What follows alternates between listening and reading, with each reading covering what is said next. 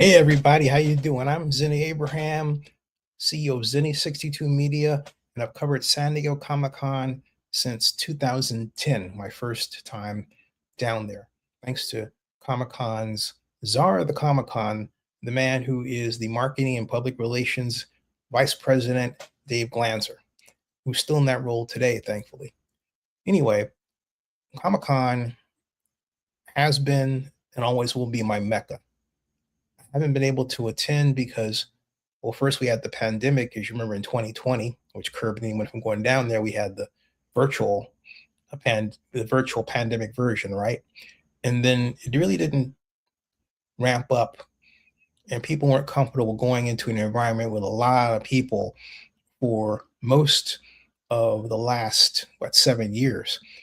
And so we saw a thawing out of the audience and a gradual return to Comic Con, although at one point I and others thought that was never going to be the same. Well, I'm proud to say that it is. And what happened last weekend, even though I wasn't able to attend because of my obligations here, for my mom, a caregiver for her, were such that thanks to the website that I built 2 years ago, San Diego Comic Con News.com.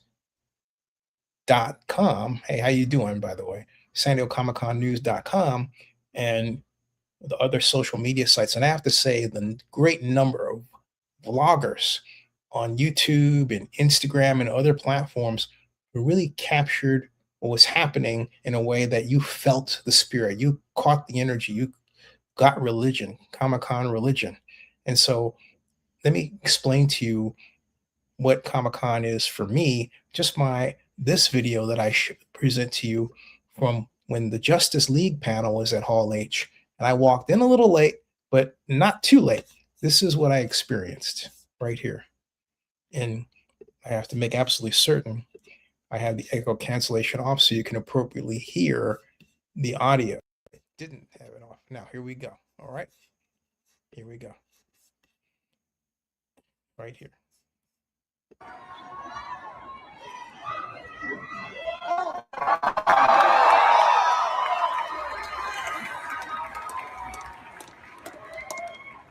I think you have a little something now that you we're all here now. Let me get this right. You think that we would show footage now? No. I would think having these people here in person would be enough. Yeah, that's all you need to do is have the people here. We're not going to show anyone. I mean, you're going to see for what? I mean, we shot a small, we put together a team. It's really not the case. But, yeah, so, show it. All right, we should show it. And they went nuts. I mean, it was just, they went, folks, just absolute stark raving and mad. And that's live from London. This has been Merck. You know, that's how this place was, okay? It was just wow, okay? Wow. And someone wants to shout out. Hey, how you doing? Thanks for stopping by. At any rate, this is Lelia Kaka. Thank you. At any rate, that was crazy, okay? That. And I have more like that. But this isn't about me. This is about what happened last weekend. This is about these amazing crowds of people that showed up in numbers we haven't seen since 2019. 135,000, over 135,000 attendees. That is tremendous. And so it's for that reason, and the energy that they picked up and the energy they put out and everything that I saw and what I'm about to show you right here is that I say Comic-Con is back. Look at this. There's Downey Jr. Who's this guy with the swords and stuff? Yeah, can we get him a microphone? Very cool. Thank you. Then we got, that's from actually 2005. So Who's this guy?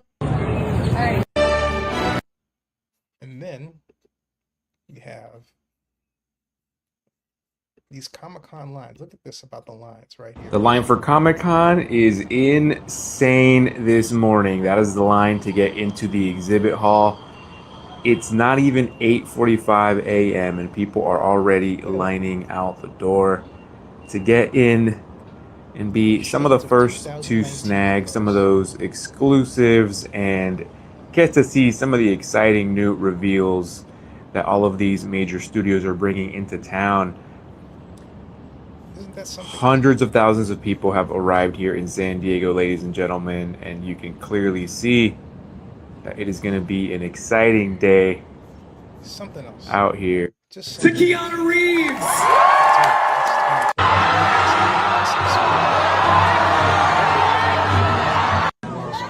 Robert, will Reed and Doom have a history together in Doomsday? Yeah. Besties! Any plans or preparations? Are you prepared to I'm die? sorry, who's this guy with the swords and stuff? Oh my god, it's accurate height!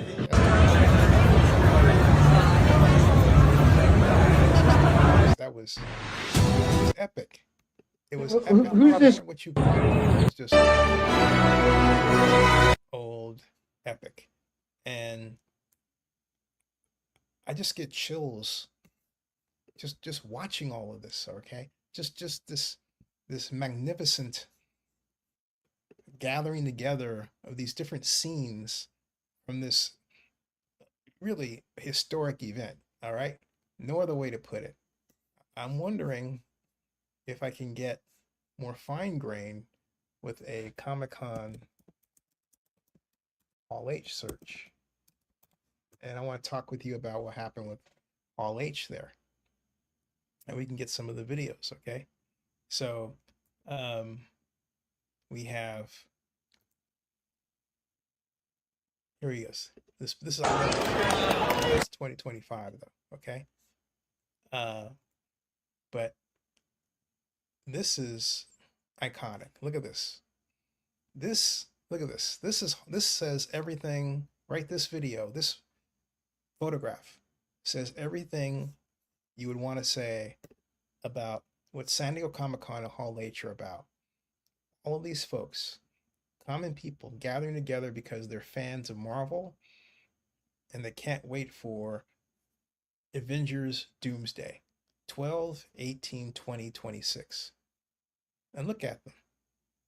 And they waited for hours, for a long time to get in there. Many of them did, unless of course you were press, you kind of knew the other way to get in.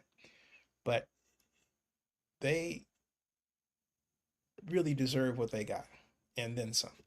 And so we just got a hotel just to crash so we can sub out every 5-6 hours, but nobody really stays in the hotel. It's more like just waiting in line.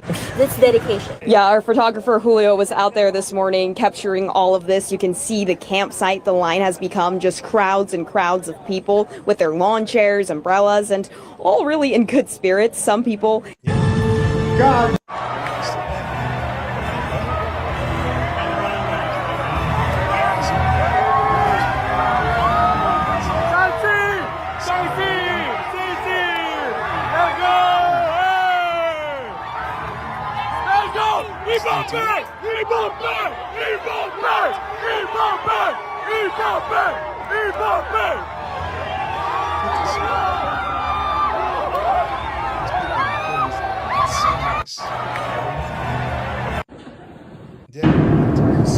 To Keanu Reeves!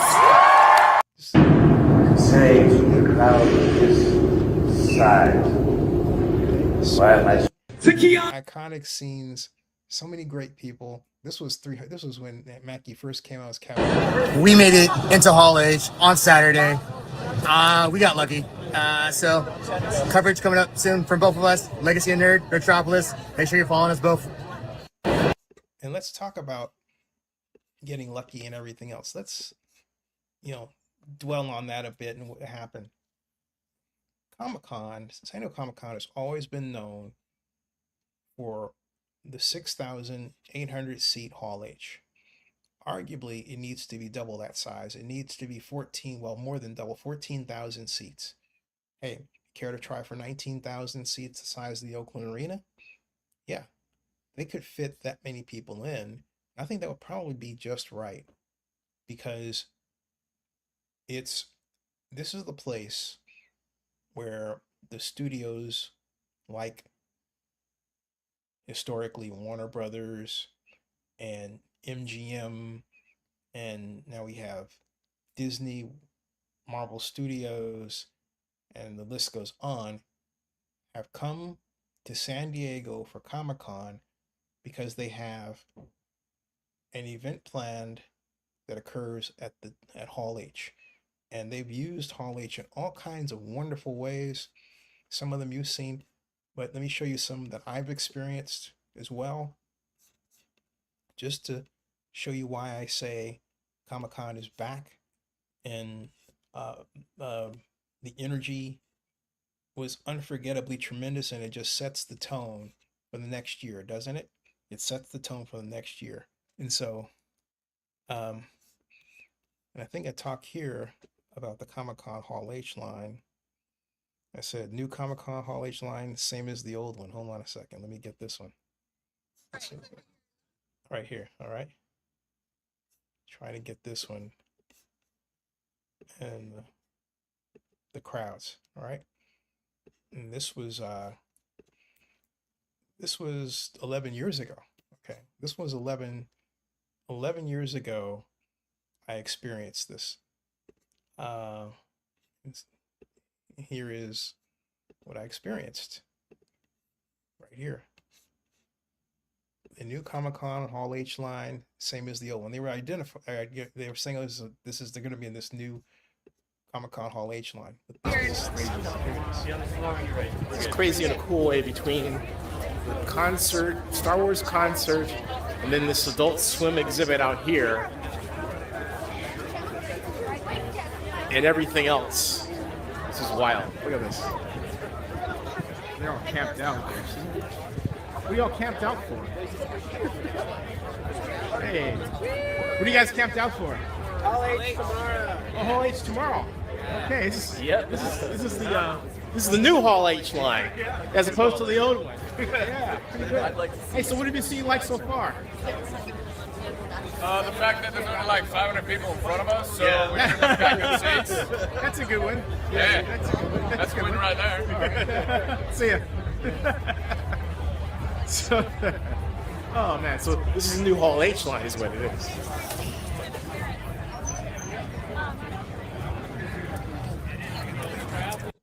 Yeah, so that was the new Hall H line, same as the old Hall H line. The difference, however, this time I noticed that people were in that same area. It's crazy. When people were in that same area, it was a little less people. So 2011, that attendance at Comic-Con, I believe, let me look it up real quick. I think it was closer, probably the closest they got to 200,000 ever. But let me see here. I just want to make sure that I'm right about that. Hall H SDCC attendance. No.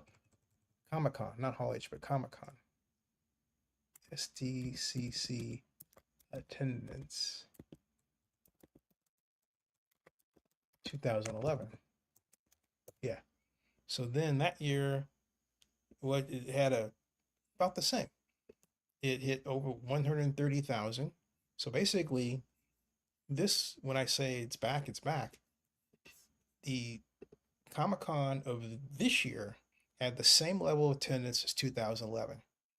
There's nothing that more says that Comic-Con is back than the fact that the Comic-Con attendee numbers for this year were equal to the Comic-Con attendees numbers for 2011. Okay, 2011. Remarkable, absolutely remarkable. And so you would say, yeah, there it is. There it is. All right, there it is.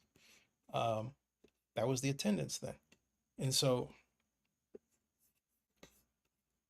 I have long dreaded standing in the Hall H line, but then when I started thinking about it from a press perspective and thinking how to get in and everything else and who to ask is who you know and who you work with is extremely important for Comic-Con. You've got to know people, right? Then you don't get then you get the right vantage point, okay? All right? But Comic-Con has had its problems. I'm like, for example, with Hall H. For those of you who think the for those of you who think that these problems that were talked about last weekend were new, they're not. They're actually quite, unfortunately, they're quite old. And I say unfortunately because it indicates that these are problems that they're the happy accident of growth. Well, it's not really a happy occurrence of growth, not so much an accident. All right.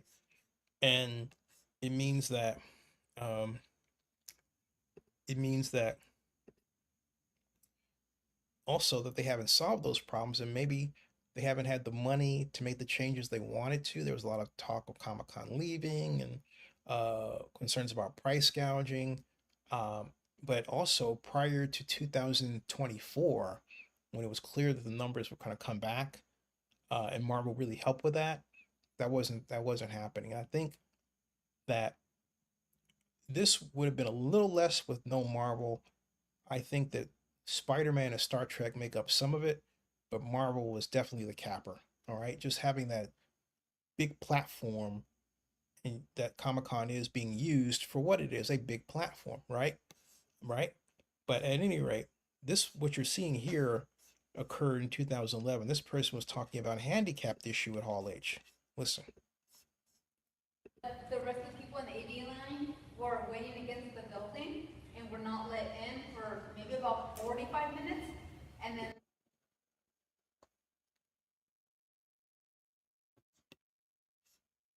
the rest of the general Hall H line was going in. When at a certain point, I felt like they had forgotten about the rest of the ADA line, and we were just standing there, and I had trouble just standing there for long periods of time. So I was just wondering why we weren't let in. And then once we got in, there was many the red tops, the seats with the red covers, they were taken. And so I was struggling to find space just to sit down. It was filling up rather quickly. But they had made an announcement that apparently, people sit in those seats either accidentally, by mistake, whatever, but those seats were taken and maybe that particular person was supposed to be there. But I was just trying to get a seat, and I just feel like maybe that could have been avoided right from the beginning if maybe the ADA line was moving more efficiently rather than not having that communication that between the people moving those lines that are responsible for moving those lines. So I just wanted to comment on that. Okay. We did try something different with the ADA line this year in terms of wristbands, and hopefully that worked better for people that were using that service and wristbands in general for age. We do move the wheelchairs first because they are slower and have designated spots. And then we move in 2 chutes worth of general public, and then we should move the rest of the ambulance right. It sounds like we, for some reason, did not do that. And I'm sorry for that. What you're experiencing there, folks, what you just saw was one of the great things about Comic-Con. They really handle it like... Well, life has gotten far too expensive under Donald Trump and the Republican-controlled a mini city, okay? And they really handle it like a mini city. And they have this sort of a town hall that happens at 4 o'clock on Sunday, the last day of Comic-Con. People come and they sort of air their grievances. Not to say that they don't make great points, they do. That was one big concern. But then we have to talk about the famous All H fight. Some people called it a nerd fight, all right? Okay? And it was a stabbing. And so I went to ask David Glanzer about it and what happened. But to set the tone for it, okay, there was, we were actually standing there when this occurred in 2010. Okay, it was a stabbing and a fight, and what happened was that there were two guys who, ironically, were actually roommates at Comic-Con, friends and roommates. One couldn't see over the other for Spider-Man. Okay, this was Spider-Man. And what happened was that they wound up having this argument that turned into a physical altercation where one roommate stabbed the other with his pen. Okay, with his pen. So outside, I wound up in a sense in the middle of it because I'm trying to see if I have this video. I believe I do, but that's the Glanzer video, but I've got to find the other one. And what happened with is that as I was talking to my friend Kristen, they were actually perp walking the guy by us, and I got that on video, and it was crazy. So, but what happened was because it was crowded, they actually each one person thought the other person was in his seat. That's what happened. All right, that's what happened. And let's see if I can type it. Find here. Comic-Con. All right. See here. Comic-Con. Was it Comic-Con arrest? Nope. And let's see here. Comic-Con. There it is. I found it. That was Tweet House. It's Kristen Ballman at Tweet House. No, that's not it. Let's see here. Comic-Con nerd. PBS nerds. Nope. Anyway, I'm gonna go with Glanzer, and because I thought I have it on one of these where the arrest guy went right by me, and I put that on video. But anyway, I'm gonna take you over to Dave Glanzer talking about the Hall H fight and stabbing. And here he is. All right. This is the Hall H fight. This goes back to 2010, folks. All right. This goes back to 2010. This is the he thought it was disappointing. I want to hear about that in a second. And then he says, refusing to recast T'Challa is the most frustrating. Let's get to that in a second, all right? This is from my interview with Dave Glanzer at Comic-Con here on the fight. Here we go.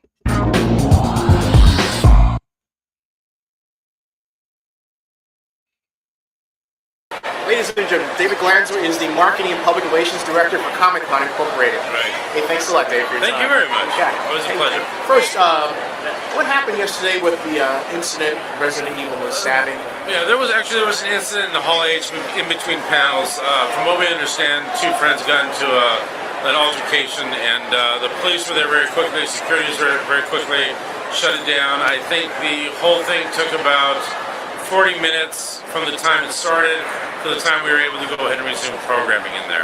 Yeah. Was there, this is the first time this happened, huh? Yeah, I mean, this is our 41st year, and I can't remember anything like this happening at all. It's a pretty congenial group of people here, so it was really a surprise to us. The size of Comic-Con, I mean, it's grown beyond this place. It has. One of the things that we're faced with, and have been for the last few years, is we don't have enough space. We had to turn away over 400 exhibitors this year. Wow. But one of the things we're experimenting with is utilizing some of the hotels nearby, the Marriott Marina and the Hilton Bayfront, putting programs and events over there. It seems to be working out, so hopefully that will be a solution in the future. Now you're going to be back next year. Yeah, 11 and 12 will be in San Diego. Our contract expires in 12, and we're looking out at proposals from Los Angeles, Anaheim, and of course San Diego for 13 through 15. We've taken this week off, of course, but once the dust settles, we'll be right back into it, and we hope to have a decision, within a few weeks. I gotta say two things. First, Harry Knowles has a new role with you all. Can you talk about that for a second?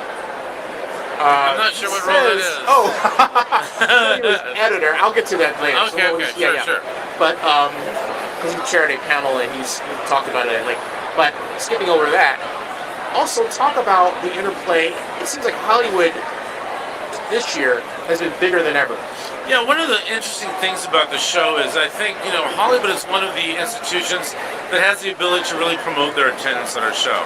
Hollywood still takes up probably about 25 to 30% of our convention, but they have the deepest pockets, and we're actually grateful for that. Because we have limited space, we've had to cap our attendance for the last 3 years, as well as our exhibitor base, so attendance is effectively flat.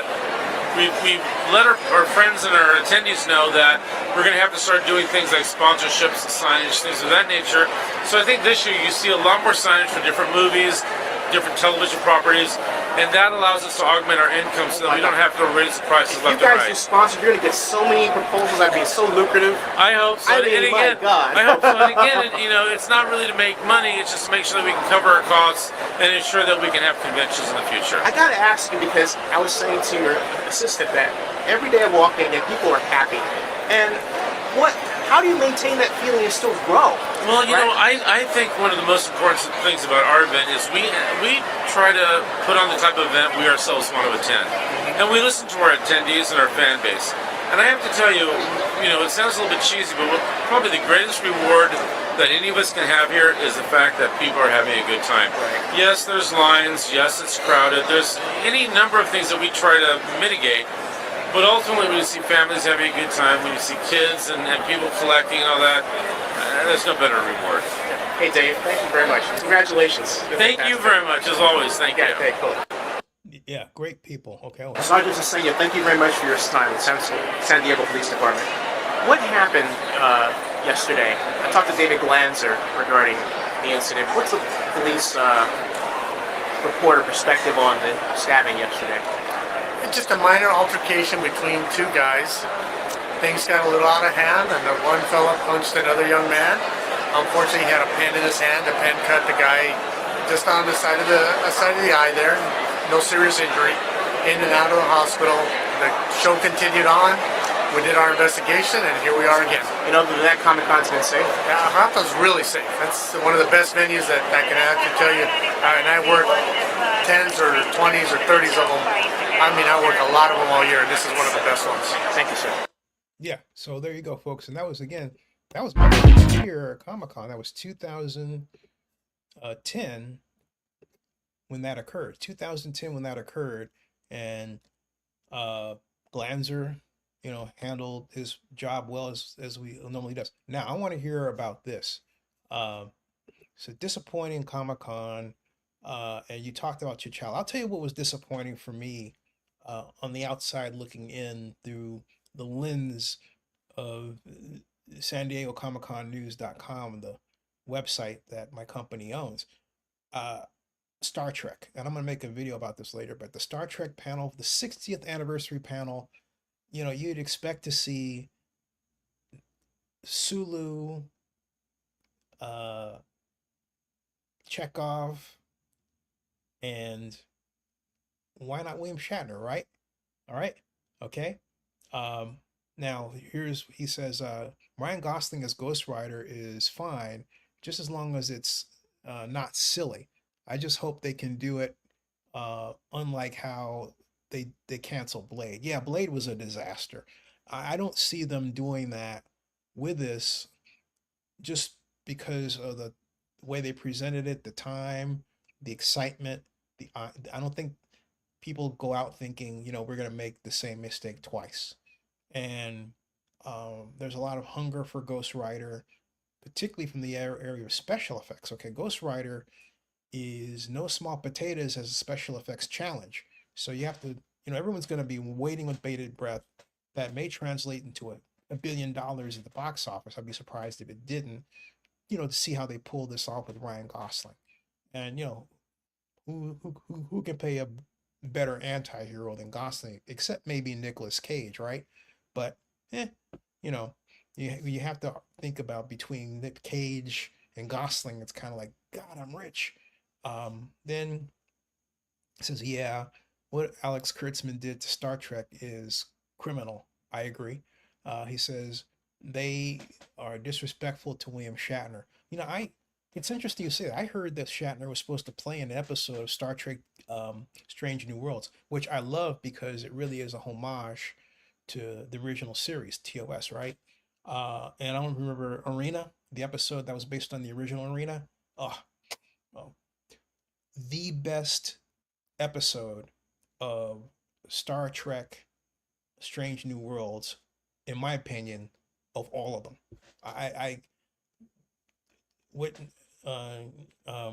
Melissa did in that as in her role was just extraordinary, outstanding. Just really was. I mean, they really gave her a plate from which to hit it out of the park, and she did. I can't say enough about that episode. Wow.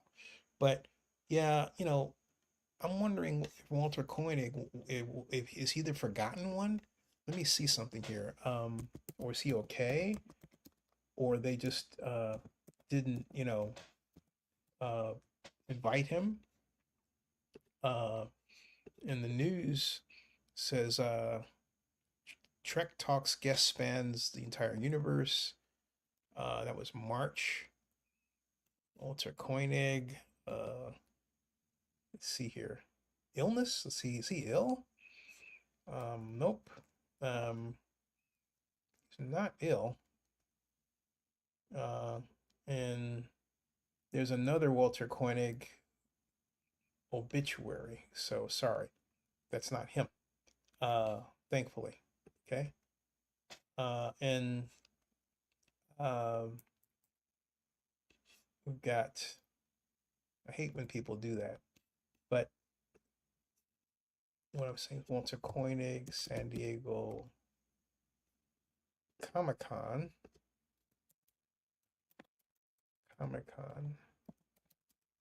Because I remember he was there for the 50th, right? But yeah, he was there for the 50th. But you have to ask what happened to him for the 60th. It would have been great. All right. And so it would have been great to have Walter in there sitting right next to Sulu, just as if they were on the bridge, right? Wouldn't that have been cool? Sulu here, Koenig there. All you need and to have William Shatner, or have better yet, Shatner in the middle, Sulu, over here, right? Right? Chekhov over there, okay? That would have been something. I just really would. And long live Lieutenant Uhura. Yeah, I interviewed, you say long live Lieutenant Uhura, hope you're still around. I interviewed Lieutenant Uhura. I will show you right now, who's more than missed, I have to say, by many, yourself and myself included. And let me get Nichols. Type that out. Zennie 62 Star Trek. And Nichols with an H.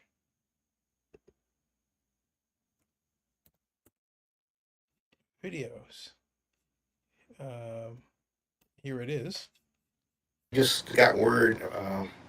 This is, I'm replaying this after I got word that she passed away. So the interview that I did is encapsulated in this one right here. This is most unfortunate, but here it is. Okay. And Michelle Nichols died, and she was Lieutenant Uhura on Star Trek. And as a person who was a Star Trek fan from 1966, I'll be 60 years old this week, Thursday. Wow. She was a big part of my life because I love Star Trek. And together with my friends Bill Boyd and Lars Frickman, who's left us, we started the Star Trek Club at Bret Hart Junior High School in 1976.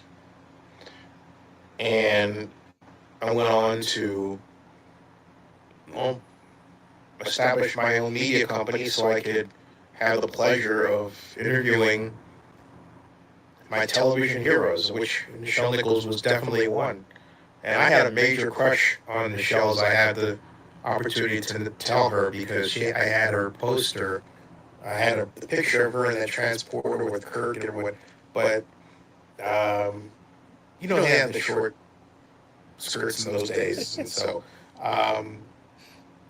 she just was just beautiful. And the neat thing about my life is I had the opportunity to tell her that in 2009. After growing up the way that I did through the 70s and the late 60s. But Nichelle Nichols, as Lieutenant Uhura, represented to me something that I didn't think about at the time as a boy watching Star Trek. Because such concepts as racism and exclusion are not ones you're born with in your head. You have to experience them and wonder what's going on, or just live enough life to hear about them, even if it doesn't happen to you.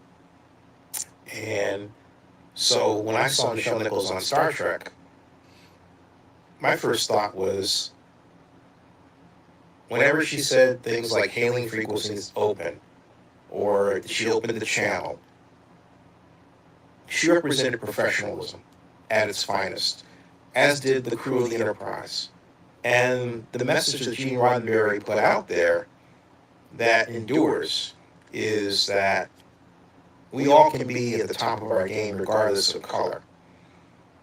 And that was smack in the face, and really still is smack in the face of people who think that, for example, you have to be white to be authoritative. And some of the people who think that way happen to look like me.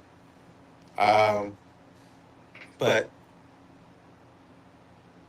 for me, Nichelle did that effortlessly and beautifully. And she always expressed this, as Lieutenant Uhura, caring. But if people talk about actors being just that, actors, right? But I disagree. If you watch my interview with her from 2009 here on Zennie 62 on YouTube, you will see how caring she is. For example, and how gracious. Let me give you an example. She was talking to me about meeting President Obama and how that came about on camera. And a bystander at this party, Star Trek party that I was invited to. Well, okay, let me tell that right. I wasn't exactly invited to it, but that's another story. I wound up being made to go to it by the late Celeste Yarnell. Remember the Apple, if you're a Star Trek fan, the Apple episode?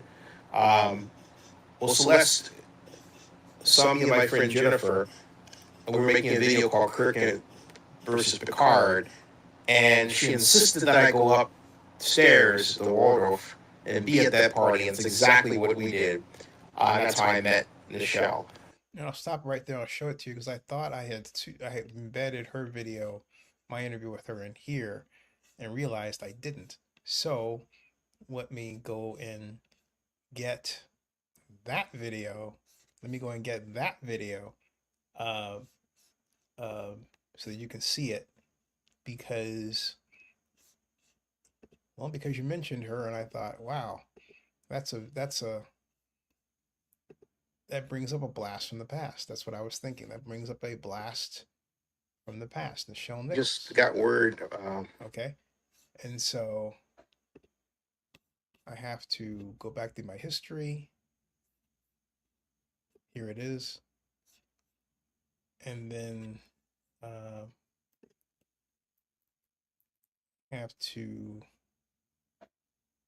go through Star Trek video. How come I have to do this through YouTube?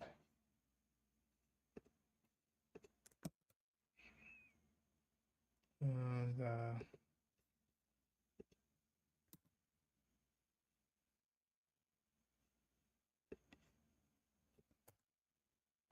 found it. Okay, I found it. Here it is.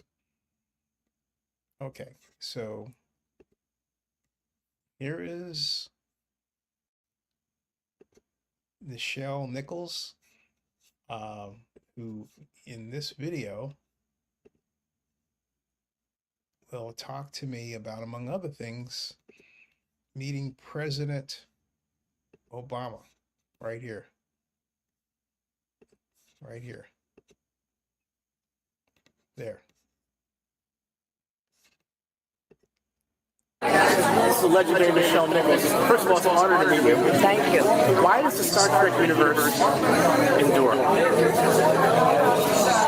Because a great man named Gene Roddenberry decided that it had to, and that people had to know, and had to understand who we are and what we are, and how important we are to one another. Black, white, yellow, brown, red, male, female, tall, short, medium, dark, understanding. He did it in such a way that it was so reasonable that it changed the face of television, and it changed how we thought, and it really changed society. It really changed society and how we thought about one another. It was no longer safe to be just white or just black, or to resent, or to look down, or to feel superior, but to have a oneness, to get closer to a oneness, and to each one's amazement how that oneness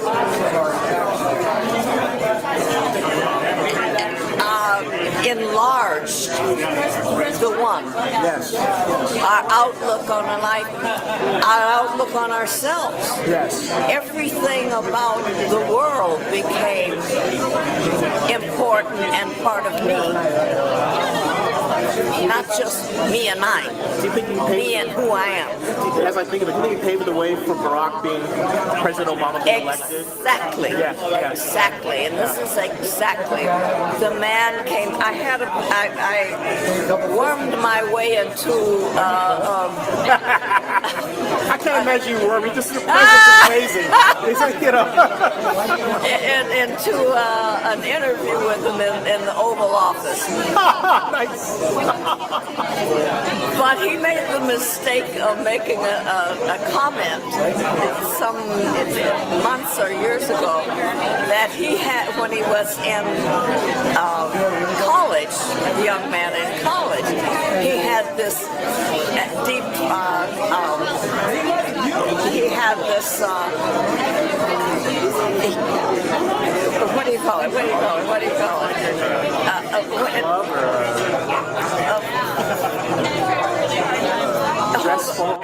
Crush, okay, crush.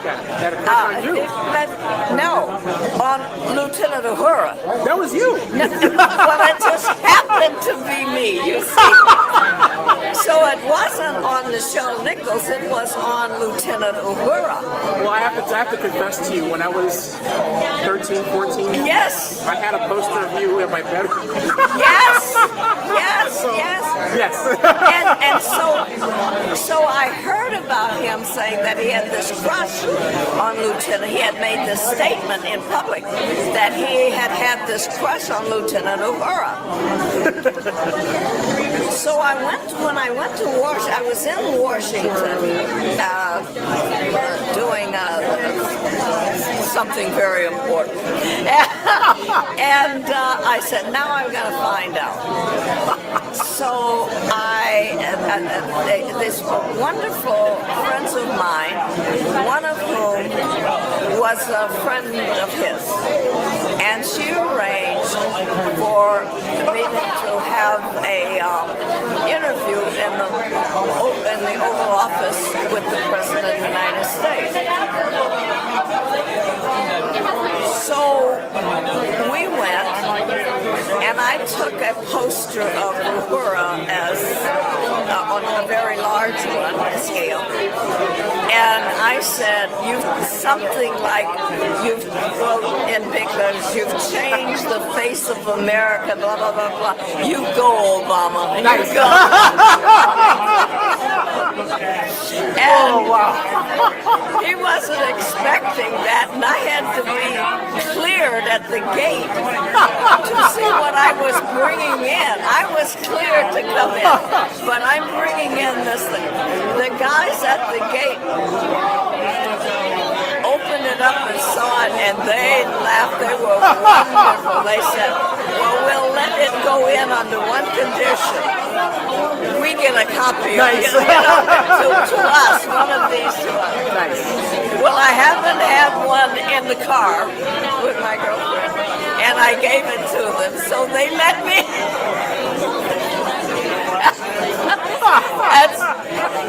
Excuse me, I'm just doing an interview, but I'll be with you in a minute. You can get this. Oh, thank you. But this, when I went in and met him, and I had this rolled up, he didn't know yet, and he had made this statement, and I said, well, Mr. President, I didn't want to take up any of your time, and they told me I had 5 minutes with him. I would have, because he had a lot of time. 20 minutes later, I left. I think it was only 20 minutes. And we talked, and I explained to him why he was so important to me and the world, not just as a president, and not just as Barack Obama, but what he stood for was what we all wanted. You understand that? And that he had meant so much and does continue to young people. And when I say young people, I mean young black people, young white people, young brown people, yellow people, young people of this world, to see that somebody who doesn't look like who was already there for years and years and years, is just as capable, if not more so, and just as dedicated and blessed, as if not more so, in a given circumstance. And that if he can do it, my son can do it. If he can do it, I can look up there and that I can do it. And it doesn't stop with what he looks like. It doesn't stop with what I look like. If I'm white, if I'm black or green or blue, if he can do it, he changed the face of how we think of ourselves. And he changed the face of television forever. Yeah. About to make you cry. Yes. Yes. You're absolutely right. And the man is incredible. His vision is vast. And it's not black and it's not white, not yellow, red, brown. It is. It's almost the personification. It is all of. It is us. Yeah. It is we the people. That man is we the people. That's well said. That's perfect way. And that's it, folks. That was that was my interview with Nichelle Nichols, and That was 2009. And so the Star Trek 60th anniversary, as we were talking about, it could have been, you have to make sure that everybody who's alive is there. That's how you have to do it. It shouldn't be, well, gee, where's Bill Shatner? Or gee, where's Walter Koenig, right? Or Denise Crosby or anybody. Okay, where's Denise Crosby from Star Trek? The Next Generation, right? Who I also met at the same party. Yeah, I met at the same party where I interviewed Ms. Nichols. Okay, that was something else. All right, and so I ended up walking Denise Crosby back to her hotel room. I also met Michael Dorn there. Michael Dorn didn't want to be interviewed on camera. Unfortunately, I met Bobby Clark, who played the Gorn, original Gorn. Great guy. Rest in peace. And of course, I was invited by Celeste Yarnell, who played Lieutenant Janet. It was a Yar on the Apple, and so it's I said the character's name incorrectly. Let me correct that, because that doesn't do any justice to her. Janet the Apple, Star Trek. And that would be Dr. Janice. No, it's interesting how they don't have the Apple Star Trek cast. There we are. So main cast, and IMDb is always to be counted on for their full cast lists, right? So we have the cast: William Shatner, Leonard Nimoy, Keith and Celeste Yarnell as Yeoman Martha Landon. Yeoman Martha Landon. That was who she played. Yeoman Martha Landon. All right. So this says thoughts on the downfall of Doctor Who. I was a fan of the Tom Baker, especially the theme intro. I think Doctor Who has been trying to follow social convention, and somewhere in there got lost. I enjoy the different iterations of Doctor Who, but I think there is a core of Doctor Who, and this may ruffle some feathers, I don't know, but I think there's a core of Doctor Who is essentially male, and in the way he played it could either be black or white, but I don't know the aspect of him being bisexual, I guess it was in this other iteration. I don't think Doctor Who fans are quite ready for that. I'm just being honest. As much as there was a lesson to be learned in that. Once I watched that version of Doctor Who, I actually liked the character. Okay.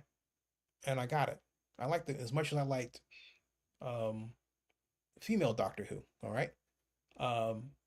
Once you dive in to those expressions of Doctor Who, and if you're a Doctor Who fan, you get used to it. But I just have to say it was initially a big ask for a lot of people. It wasn't quite, and I think it still isn't to this day. It's a big ask to make leaps like that. Like, for example, I don't think James Bond should be black. I think James Bond should be white, because James Bond is informed by a type of Britain that at one point was very powerful. This gentleman says, why can't Ryan Coogler stand up to Kevin Feige and fulfill Chadwick's wishes to recast the character?